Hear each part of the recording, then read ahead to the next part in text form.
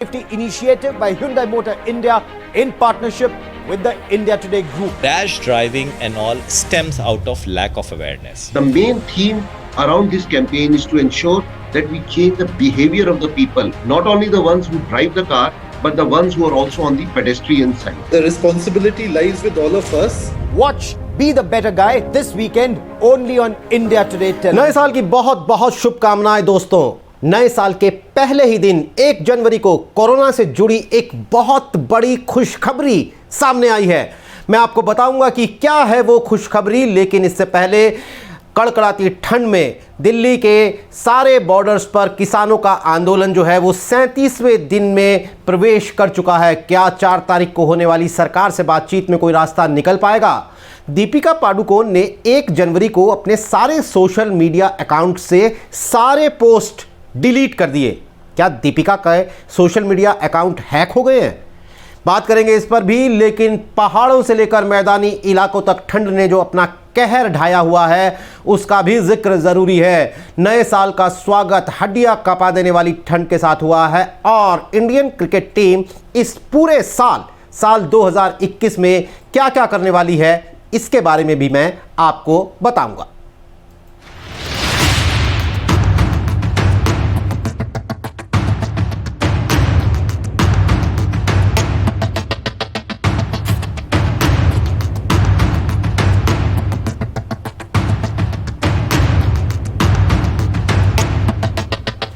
Corona के खिलाफ हमारी जंग में नए साल के पहले ही दिन बहुत बड़ी कामयाबी मिली है और वो कामयाबी है कोरोना वैक्सीन की। जी हां, आज 1 जनवरी को भारत में कोरोना वैक्सीन के इमरजेंसी इस्तेमाल को मंजूरी मिल गई है।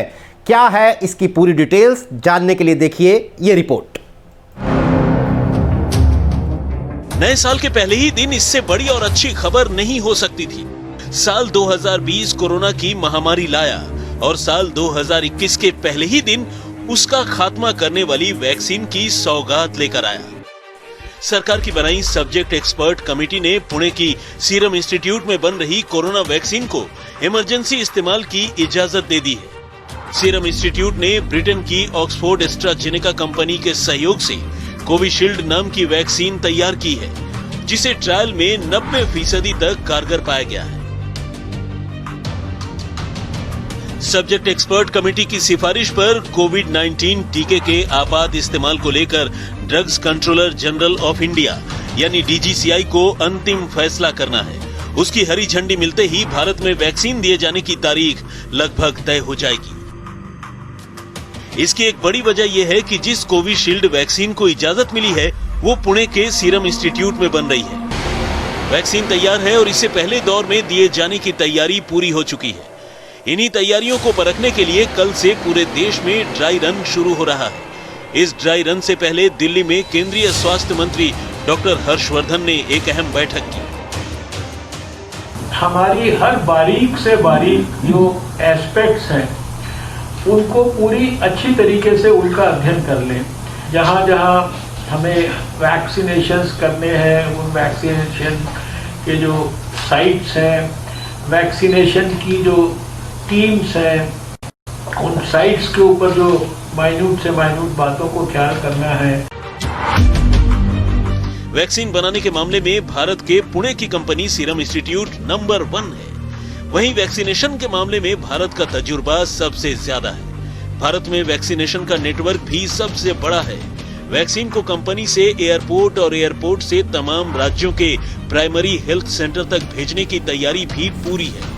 कोल्ड चेन से जुड़े साधन और संसाधन जुटा लिए गए। जी हाँ, ये सबसे बड़ी खबर है जिसका पिछले 1 साल से पूरे देश को इंतज़ार था कि आखिर कोरोना वैक्सीन कब आएगी। और अच्छी बात यह है कि सीरम इंस्टीट्यूट के आधार पूनावाला ने यह बताया है कि उन्होंने 5 करोड़ वैक्सीन पहले से तैयार करके रखे हुए हैं।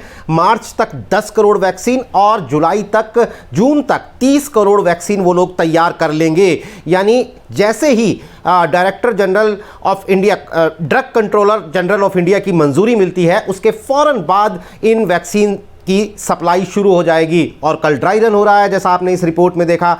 यानी भारत जैसे देश में जहां इतने बड़े पैमाने पर चुनाव करवाए जाते हैं, लोकसभा चुनाव पूरे देश में, तो हम ये वैक्सीन लगाने की जो प्रक्रिया है, इसे भले ही ये कहा जा रहा हो कि ये बहुत ही बड़ी प्रक्रिया है, बहुत मुश्किल होगी, लेकिन हमारी जो तैयारियां हैं उसमें ये वैक्सीन आम आदमी तक पहुंचने में ज़्यादा मुश्किल नहीं होनी चाहिए, ऐसा सरकार का मानना है। वैसे मैं आपको ये बता दूं कि इसका भी एक क्रम है कि पहले ये वैक्सीन 50 साल से ऊपर के लोगों को दी जाएगी, फिर 50 साल से नीचे के, वो माफ़ कीजिएगा, सबसे पहले ये वैक्सीन जो है वो हेल्थ केयर वर्कर्स को दी जाएगी, उसके बाद फ्रंट लाइन वर्कर्स जैसे पुलिस वाले जिनकी नौकरी में ही शामिल है कि उन्हें भीड़ भाड़ में जाना ही पड़ता है, इसके बाद 50 साल से ऊपर के लोग, और फिर 50 साल से नीचे के वो लोग जो बीमारी, जिन्हें कुछ दूसरी बीमारियां हैं, उन लोगों को ये वैक्सीन दिए जाएंगे। और ऐसे करते करते ये करीब 30 करोड़ के आसपास की जनसंख्या है, तो ये 30 करोड़ लोगों को सबसे पहले वैक्सीन दिया जाएगा, और उसके बाद फिर आम आदमी, हर वो आदमी जिसे ये लगता है कि वो भले ही स्वस्थ है लेकिन उसे कोरोना से बचने के लिए वैक्सीन लगवानी चाहिए, वो उस वैक्सीन को लगवा पाएंगे। तो दोस्तों, सबसे पहले दिन साल के मैंने आपको इतनी बड़ी खुशखबरी दी है कि कोरोना के खिलाफ हमारी जंग में बड़ी कामयाबी, कोरोना वैक्सीन को पहले स्तर पर मंजूरी मिल गई है, और अब हो सकता है कि हफ्ते 10 दिन में इसका इस्तेमाल भी शुरू हो जाए। चलते हैं अगली खबर की तरफ, जो है किसान आंदोलन से जुड़ी हुई। दरअसल 37 दिन बीत चुके हैं, लेकिन इस कड़कड़ाती सर्दी के बीच अब भी किसान दिल्ली की सरहदों पर जमा हैं। उनका कहना है कि 3 कृषि कानूनों को रद्द करने की सरकार जब तक उनकी मांग नहीं मानेगी वो नहीं जाएंगे। और 30 दिसंबर को जो एक बैठक हुई जिसमें सरकार की तरफ से ये कहा गया कि 4 में से 2 मांगों पर सहमति बन गई है, उसके बारे में किसानों का साफ कहना है कि अभी तो सिर्फ पूंछ निकली है, हाथी निकलना अभी बाकी है। किसानों का गुस्सा बढ़ता हुआ नजर आ रहा है। शुक्रवार को किसान संगठनों ने प्रेस कॉन्फ्रेंस में कहा कि अगर 4 जनवरी को सरकार के साथ बैठक जो है वो नाकाम रही तो हरियाणा में सभी मॉल, पेट्रोल पंप बंद करने की घोषणा करेंगे। योगेंद्र यादव, जो कि स्वराज इंडिया के प्रमुख हैं और काफ़ी फ्रंट से इस आंदोलन को लीड कर रहे हैं, उन्होंने कहा कि 30 तारीख को जो बातचीत हुई थी उसमें सिर्फ पूंछ निकली है, हाथी निकलना अभी बाकी है। एमएसपी को कानूनी अधिकार मिलने और 3 कृषि कानूनों को खारिज करने पर सरकार अभी नहीं मानी है। अगर सरकार वो बात नहीं मानती तो 6 तारीख से 20 तारीख तक 2 हफ्ते तक पूरे देश में एक जागृति अभियान चलाएंगे किसान। और किसानों ने यह भी कहा है कि अगर सरकार को लगता है कि शाहीन बाग के प्रदर्शनकारियों को जिस तरह से हटा दिया गया था वो उन्हें भी हटा देंगी तो सरकार मुगालते में है। ये किसान नहीं हटने वाले जब तक उनका ये प्रदर्शन जारी रहेगा। और तो और हरियाणा में किसान बीजेपी और जेजेपी यानी दुष्यंत चौटाला की जो पार्टी है इनके खिलाफ विरोध प्रदर्शन करेंगे जब तक ये गठबंधन टूटता नहीं है। और हरियाणा में गठबंधन टूटने का मतलब है सरकार का गिर जाना, क्योंकि खट्टर सरकार, बीजेपी की खट्टर सरकार जो है वो दुष्यंत चौटाला के गठबंधन की बैसाखियों पर ही चल रही है। तो किसान आंदोलन में अभी बहुत कुछ होना बाकी है। 4 तारीख को जो सरकार और किसानों की 8वें दौर की बातचीत होगी उस पर हमारी नज़र रहेगी और हम आपको बताएंगे कि क्या उस बैठक में कोई हल इस पूरे आंदोलन का निकलने वाला है या नहीं निकलने वाला है। अब अगली खबर की तरफ चलते हैं और उस खबर को पढ़ने से पहले ही मेरी कंपकपी छूट रही है। दरअसल नए साल का स्वागत हड्डियां कपाती हुई ठंड ने किया है। पहाड़ों पर ज़बरदस्त बर्फबारी हो रही है जिसका असर जो है वो मैदानी इलाकों में देखने को मिल रहा है। दिल्ली जैसे शहर में जो पारा है वो 1 तक पहुंच गया, बल्कि यहाँ से 100-200 किलोमीटर अगर राजस्थान की तरफ चले जाएं तो हरियाणा का हिसार शहर है, वहाँ माइनस में जा चुका है टेम्परेचर। यानी कुल मिलाकर बहुत कड़कड़ाती हुई ठंड जो है वो उत्तर भारत को अपनी चपेट में ले चुकी है और नॉर्थ ईस्ट के कई राज्यों को भी। देखिए ये रिपोर्ट।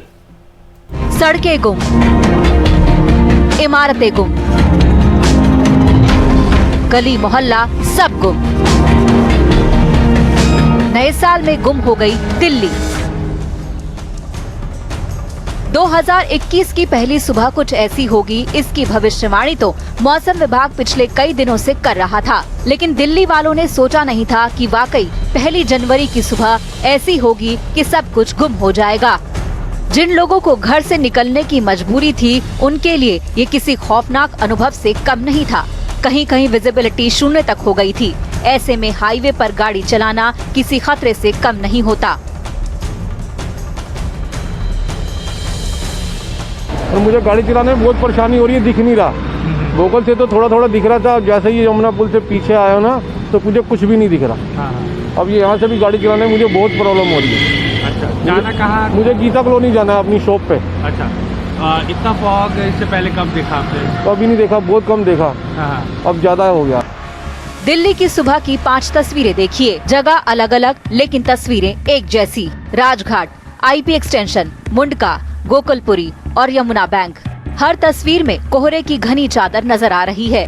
दूर की छोड़िए, पास तक देखना मुश्किल हो रहा है। दिल्ली की ही नहीं बल्कि राजधानी के आसपास के इलाके भी धुंध की समस्या से जूझते नजर आए। ग्रेटर नोएडा का हाल देखिए, ऐसा लग रहा है कि कैमरे के आगे सफेद चादर रख दी गई हो।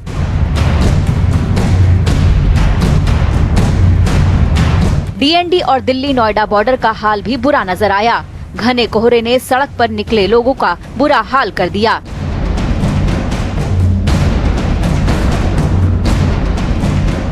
इतना तगड़ा कोहरा पड़ रहा है, पीछे से आया हूँ और मेरे को कुछ दिखाई भी नहीं दे रहा। अभी मतलब कि एक गाड़ी में टक्कर भी लग जाती। इतना भयंकर कोहरा पड़ रहा है DND एक्सप्रेस हाईवे पे। सर ऐसी परिस्थिति में तो इतनी मतलब परेशानियाँ हैं, मतलब कुछ दिखेगा नहीं तो बंदे आगे भी नहीं जा पाएंगे, कुछ दिखाई नहीं दे रहा है, इतना मतलब कोहरा पड़ रहा है, कुछ समझ नहीं आ रहा क्या करें। गाड़ी भी बहुत मंदी चलानी पड़ रही है इसी वजह से। लेकिन कोहरा तो कड़ाके की सर्दी के साथ सौगात बनकर आया था। असली मुश्किल तो गिरते पारे की वजह से पैदा हुई। आज का जो खबर है वो 1.1 सफदरजंग एयरपोर्ट का जो रिकॉर्ड हुआ है मिनिमम टेम्परेचर, ये लोएस्ट है 14 साल में, सेकेंड लोएस्ट रिकॉर्ड है। एवर लोएस्ट था 2006 में 8 जनवरी में 0.2। आज जो 1.1 हुआ है वो सेकेंड एवर लोएस्ट है।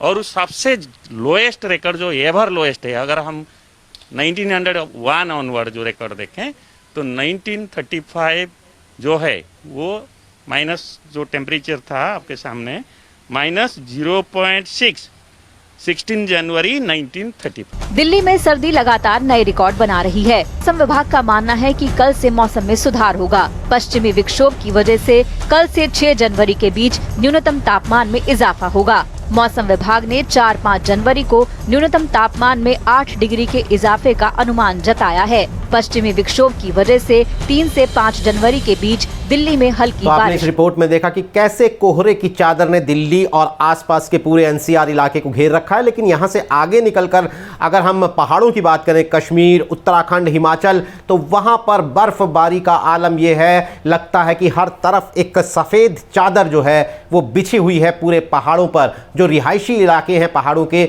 वहाँ तो सर्दी से लोगों का बहुत ही बुरा हाल है। और जैसा कि आपने इस रिपोर्ट में देखा कि इस मौसम में आपको सफ़र करने से, गाड़ी चलाने से तो बचना चाहिए, लेकिन अपनी तबीयत का ख्याल भी ज़रूर रखिए, क्योंकि इतनी सर्दी में सर्दी, जुकाम या फिर बुखार के अलावा ब्लड प्रेशर और हार्ट अटैक का भी खतरा बढ़ जाता है। इसलिए बहुत ज़रूरी है कि आप अपना ख्याल रखें अपनी तबीयत का, और ख़ास तौर पर आपके घर में अगर बुज़ुर्ग और बच्चे हैं तो उनकी तबीयत का और ज़्यादा ख्याल रखें। तो ठंड से चलते हैं अगली खबर की तरफ, और वो है दीपिका पादुकोण, बॉलीवुड अभिनेत्री। पहले ही दिन साल के उनके तमाम प्रशंसक जो हैं वो एकदम सख्ते में आ गए। दरअसल दीपिका के जो ट्विटर, इंस्टाग्राम, ये सोशल मीडिया हैंडल्स हैं, उन पर जितने पोस्ट थे वो सारे के सारे पोस्ट डिलीट हो गए। अब भाई दीपिका पादुकोण के ऐसा तो है नहीं कि कोई कुछ हज़ारों में फैंस हैं, उनके फैंस करोड़ों में हैं। तो सबको ये लगने लगा कि कोई दीपिका का अकाउंट हैक तो नहीं हो गया है। लेकिन क्या था ये माजरा, क्या था ये मामला, ये जानने के लिए देखिए आप ये रिपोर्ट।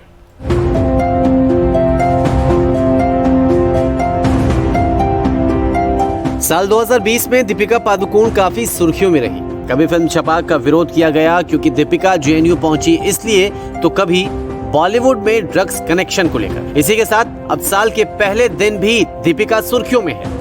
एक्ट्रेस दीपिका पादुकोण ने नए साल के मौके पर एक झटके में अपने सारे इंस्टा पोस्ट और ट्वीट्स डिलीट कर दिए।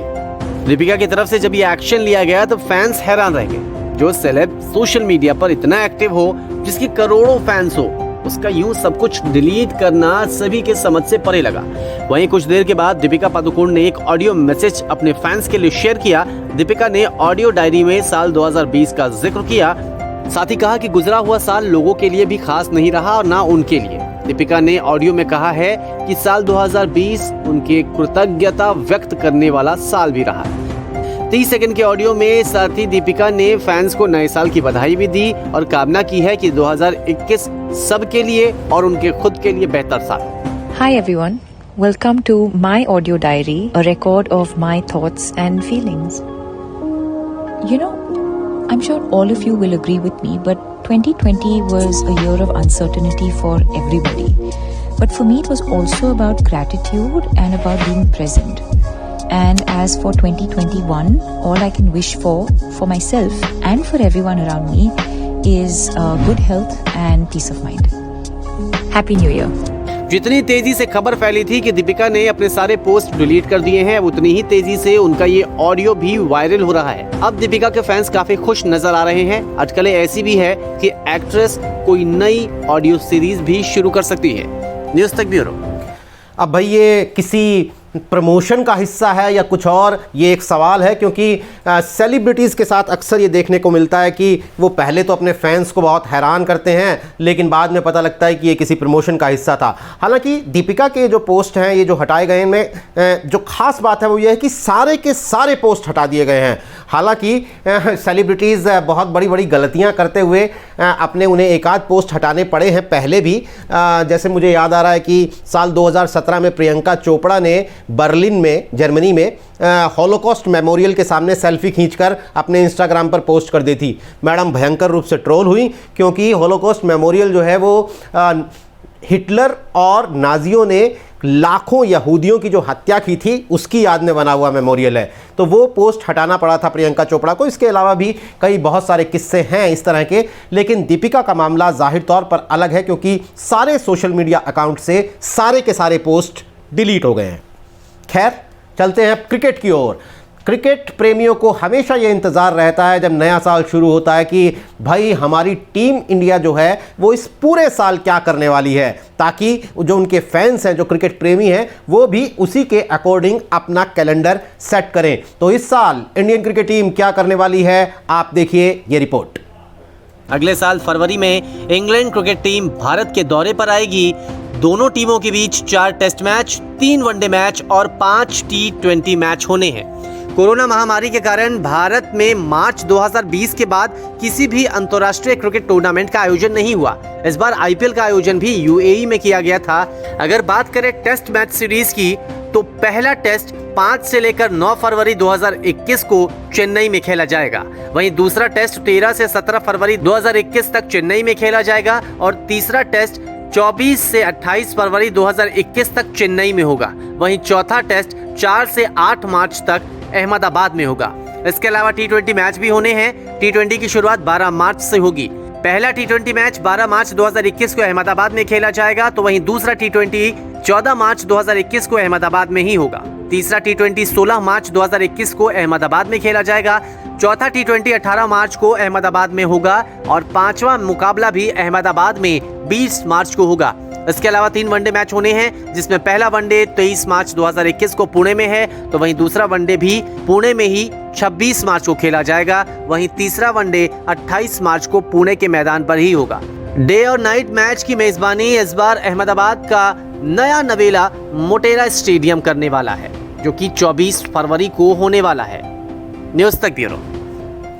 तो भाई ये था टीम इंडिया का क्रिकेट कैलेंडर, और आपको ये भी बता दूं कि 7 जनवरी से भारत और ऑस्ट्रेलिया का तीसरा टेस्ट शुरू हो रहा है, और उसमें रोहित शर्मा के फैंस के लिए अच्छी खबर है कि रोहित शर्मा टीम में शामिल हैं, वाइस कैप्टन होंगे वो, और हिटमैन के ज़बरदस्त पुल शॉट्स हमें उस टेस्ट में देखने को मिलेंगे। मैं बहुत बड़ा फ़ैन हूँ रोहित का, इसलिए मैं आपको ये खबर बता रहा हूँ।